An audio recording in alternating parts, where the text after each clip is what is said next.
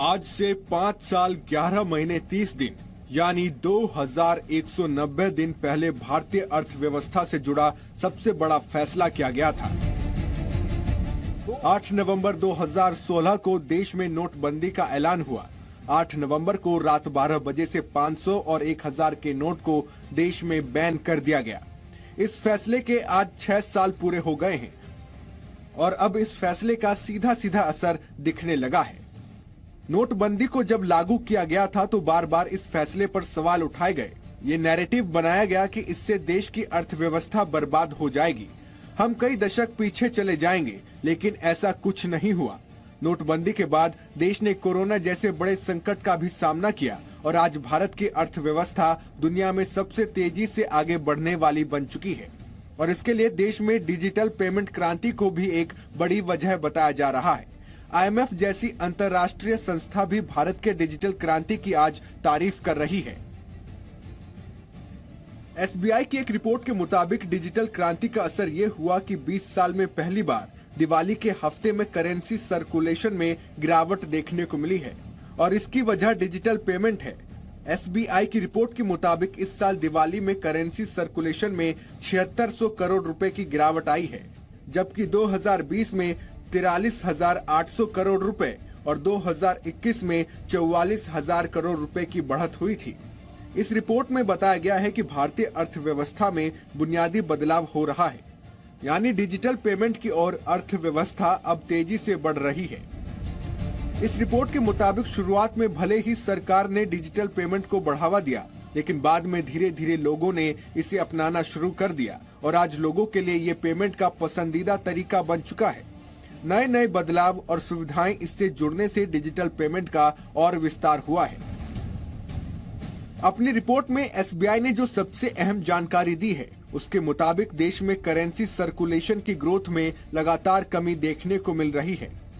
नोटबंदी से पहले और उसके बाद के सालों का SBI ने अपने रिपोर्ट में विश्लेषण किया है।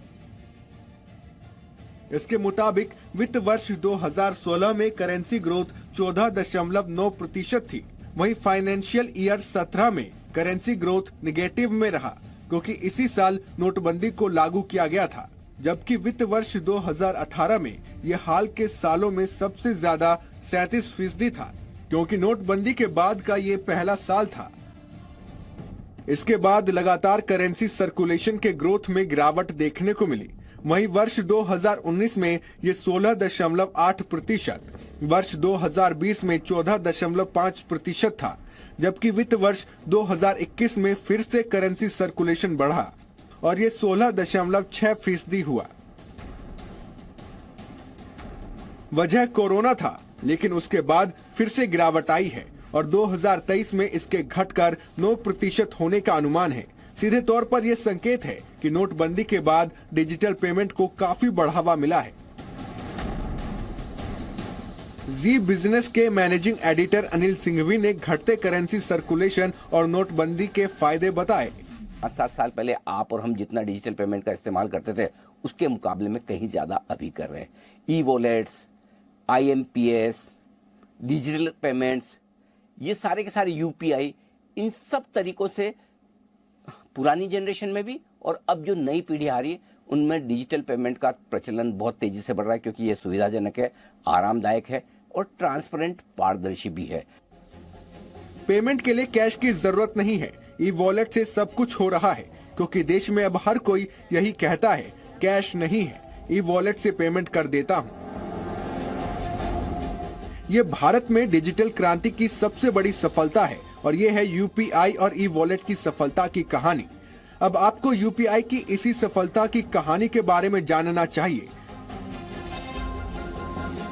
साथ ही कैसे ये डिजिटल क्रांति दुनिया भर में ऑनलाइन प्लेटफॉर्म के लिए एक चुनौती बन गई है। इस साल अक्टूबर में 730 करोड़ रुपए UPI ट्रांजैक्शन किए गए और ये इसके लॉन्च के बाद का सबसे बड़ा रिकॉर्ड है। वहीं सितंबर में 678 करोड़ UPI ट्रांजैक्शन हुए।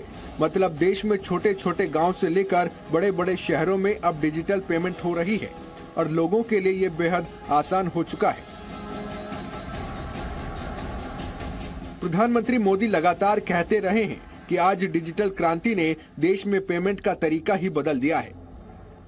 वित्तीय भागीदारी जब डिजिटल भागीदारी से जुड़ जाती है तो संभावनाओं का एक नया विश्व खुलने लग जाता है। यूपीआई जैसा बड़ा उदाहरण हमारे सामने है और भारत इसके लिए गर्व करता है। यूपीआई अपने तरह की दुनिया की पहली टेक्नोलॉजी है। पूरी दुनिया भारत में डिजिटल पेमेंट की तारीफ कर रही है और इसके प्लेटफॉर्म यूपीआई यानी यूनिफाइड पेमेंट इंटरफेस को अपने अपने देश में शुरू करना चाहती है।